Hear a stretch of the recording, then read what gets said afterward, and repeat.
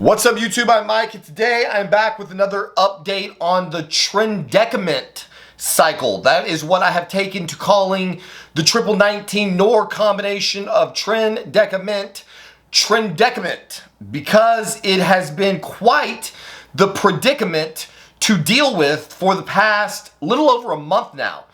Really, I can't quite call it a month because if you've been following my channel, you know that I was an idiot in the beginning and was not used to pinning a compound that is in the 50 milligram per milliliter concentration. And so I was only taking half the starter doses that I intended to take. I attempted to start with 5 milligrams a day and botched it.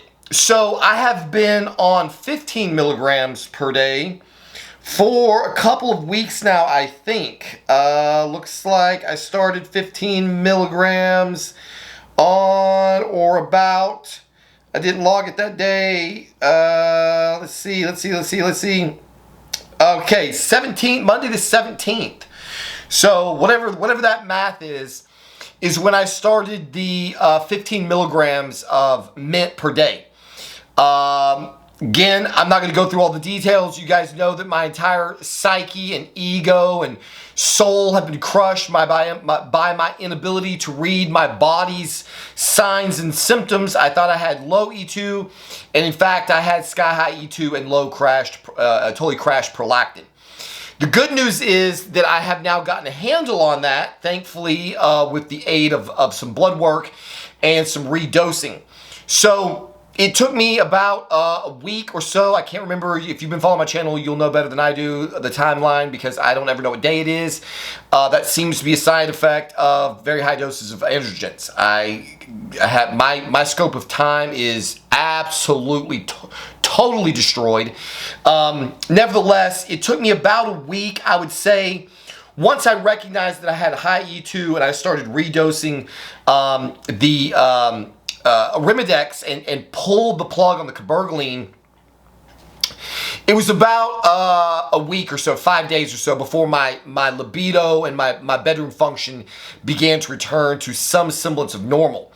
What then followed was a period of a couple of days where I went from being happy as could be that things were getting better, and as my D game started to improve and my E2 started to slowly come down, my gym performance continued to go up. I started really feeling the compounds a lot more, and it kind of was sudden.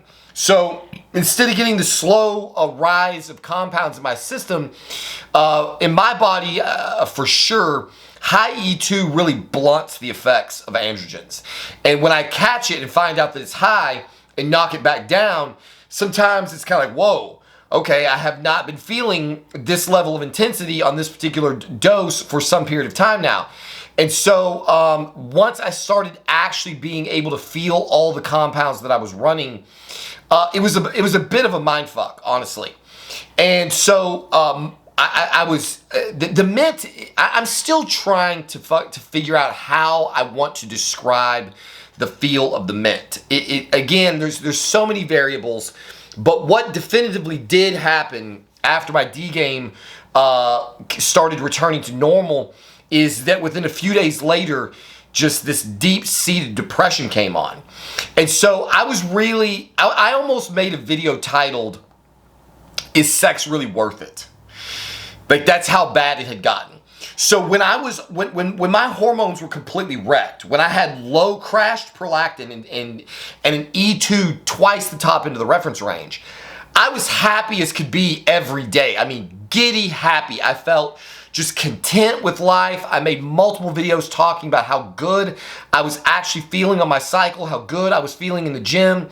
But the big outlier, the big negative was that while I was feeling good in like 90% of my life, 95% of my life, the bedroom was a total disaster. My ability to connect with my wife was totally absent.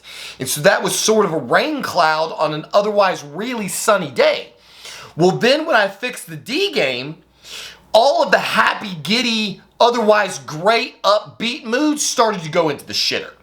And so there was a period of time of a couple of days, I literally had a conversation with my wife who you guys know from the beginning, I have been making tons of bodybuilding content explaining all of that half of the reason that I run a lot of the compounds that I run is for bedroom performance.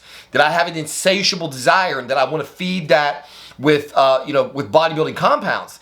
And so I had become so miserable that I actually had a conversation with my wife saying, hey, like, if you get off the Primo, you will go back to having no libido at all. And if I just go back to the Ment, if I crash my prolactin again, I won't have any libido at all, but I'll be happy all the time and not worried about any of the things that had been bothering me up until that, over the course of that last few days. When I had crash prolactin and high E2, I was never worried about who my wife was talking to, where she was at. I was not worried about anything. I just cannot express it enough. I did not have any insecurities, any worries, of course, another one of my videos. I tried to produce a video for you guys today titled Reacting to Cody Copa, 14-year-old on Tren, and sure enough, it's flagged for review. So let me request a review and post this to members only, since YouTube continues to ruin my content. I'm telling you, man, I'm so close to quitting. This is no fun having to deal with this. I got a job offer the other day that I'm in the process of negotiating to accept, and that may be the end of this channel. Honestly, I just can't take this BS anymore. It's absolutely not worth it. Every video I make is some amount of bullshit. So that one will be on OF and in members only. But anyway, I was literally to the point where I was like, I would almost rather just have no libido and feel good 95% of the time than go through what I was going through, because I had no worries, no insecurities, not a doubt or care in the world when my hormones were otherwise in a totally disastrous state. I wasn't bloated. I didn't have any gyno. I wasn't having any problems other than the bedroom situation.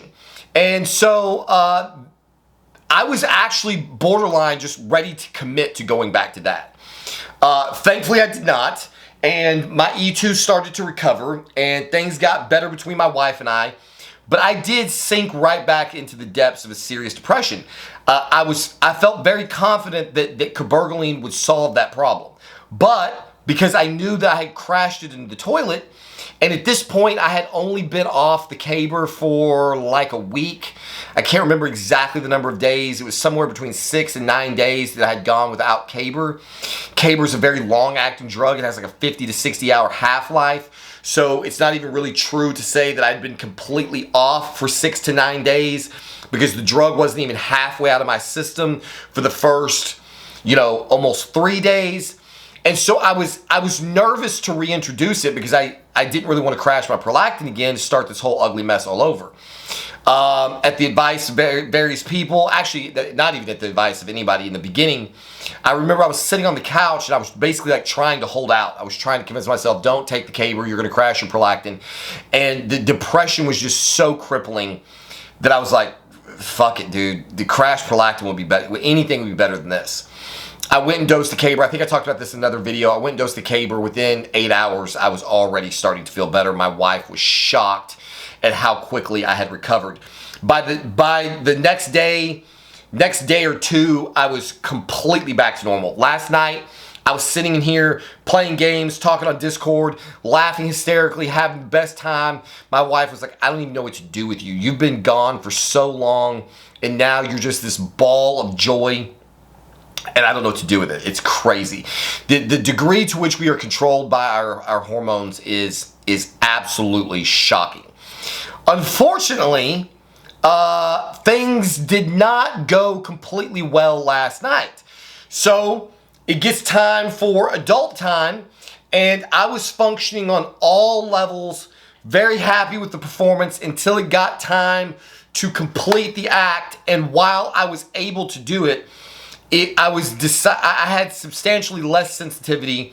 It took me substantially longer to finish, and the finish was not nearly as palatable as I would like, which led me to believe that I had, in fact, started crashing my prolactin again.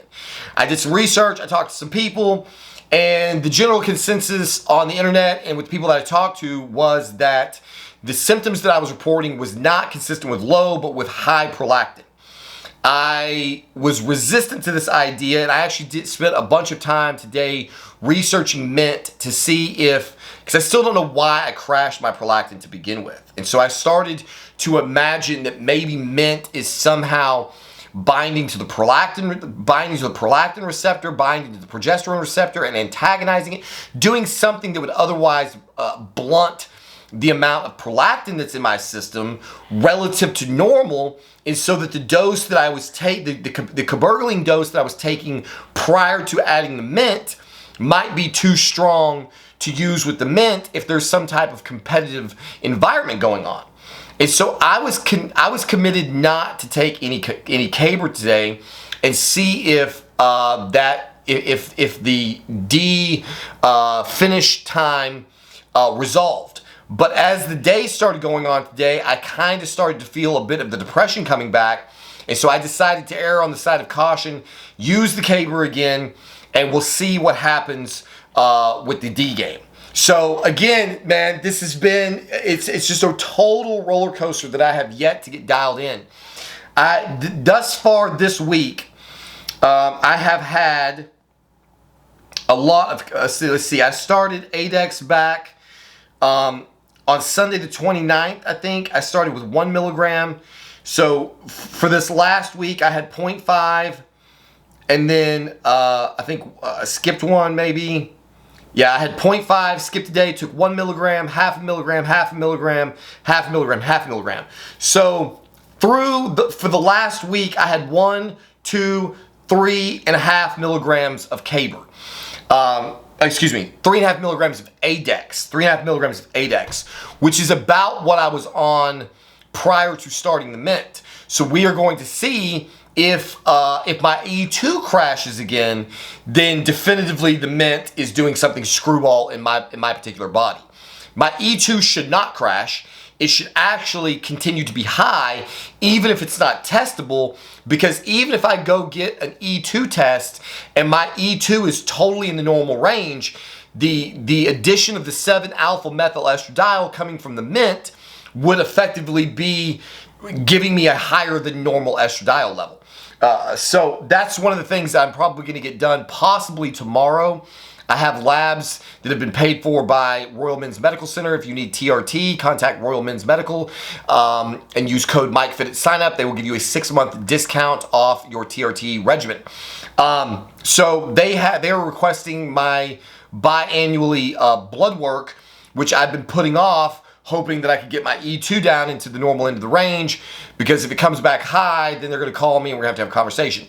This is not the first time this has happened. They are very good about leaving their athletes who go above and beyond TRT alone, as long as you have a conversation with the doctor and explain that you are aware of your E2 level and explain why it's there and all that kind of thing. They're pretty liberal with that. I'm honestly considering canceling, just because I'm paying, like the signups that I'm getting from my code are not sufficient any longer to cover the monthly cost, and there's just no reason to be paying for it at this point in the game. So we'll see how that goes. I may have to have that talk with them about that. But nevertheless, I'm still basically, this is still a work in progress. Like, things are substantially better than they have been during the entire cycle.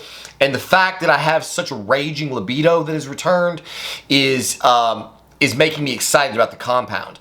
I continue to feel like my body in all of my progress and update videos looks absolutely remarkably different than before. I'm staying much leaner, tighter, harder, drier. But there's a lot of compounds in the mix. The addition of the Primo is definitely going to play a role in that. But thus far, I am committed to the Ment game. So I'm probably going to run it for at least another month. That's my plan. I'm going to continue trying to dial in my E2. Once I get blood work and find out where exactly my E2 is at, then that will help a little bit. But again, the thing that sucks is I'm going to have to play this a lot by feel, because I cannot know how much 7-alpha methyl estradiol is in my system. So I have to figure out how low do I want my standard E2 to be on my blood work in order to offset whatever amount of methyl estradiol is in my system that I can't test for. Do I want it to look crashed? Do I want it to be single digits? Where exactly is the sweet spot for normal E2 to compensate for an amount of methyl estradiol that I really cannot predict for? There's probably some math that can be done based on the science of methyl estradiol, 7-alpha methyl estradil's binding affinity, what percentage of it should be aromatizable. There might be some kind of math that could be done, but it would be a fucking shot in the dark because, it would be an idea at best. Too much of this is so independent from one person to the next that it's really hard to just try to narrow anything down with any degree of certainty. So again, it's one of these things where I'm being stubborn, honestly, probably, and continuing to run this experiment because I have not, as of yet, been able to get anything even remotely stable. As my estrogen started coming down and my prolactin started coming up, there was a sweet spot in there where I was really feeling it. I've either gone too low on my E2 or too high on my prolactin or some variation of the two, and I'm not feeling totally dialed in right now. It's hard to read. The Ment is a very, very unique feeling in and of itself. Deca, I don't really feel a lot. Psychoactively, I don't really have anything to say about Deca or most of the other injectables. Tren puts me into a particular type of mood, and the Ment seems to be like sort of Tren light. It seems to modify the effects of the Trendolone. So I would say that I'm not feeling the Tren as acutely, or maybe it's just because I don't really feel 100 milligrams of Tren terribly, and what I am feeling is totally the Ment. I am just at this point still somewhat undecided whether or not I like the Ment feel. You guys know well that I definitively like the feel of Trendolone. I've also been penning Tren E daily. I am not sold on that injection protocol at all. I am not convinced that has made me feel any better. It's possible that I feel worse on it. It's possible that is also what is leading to the problem of dialing in my prolactin. Because if Tren does cause the release of prolactin, and so I'm used to treating my prolactin at a certain dose, assuming 2 injections a week, and then I switch to daily injections, is it possible that my body's producing less prolactin because of the flatter, the more stable amount of hormone in my system, and that's what's causing me to effectively OD the cabergoline because I just don't need as much of it with daily injections? I don't know. How much does the Ment contribute? I don't know. How much of a role does the Deca play? I don't know.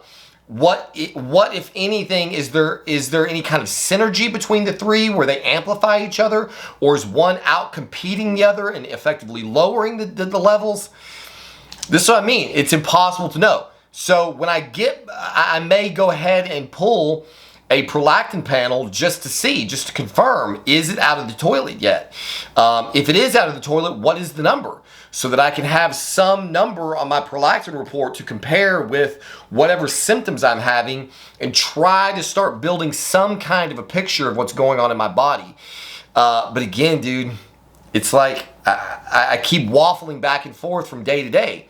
One day I'm like, man, I love this Ment. I want to keep trying it. It's a fun new experiment. It seems to be making my body look different than any other compound I've ever used. And then the next day it's like, my God, dude, like how much money are you going to spend in blood work?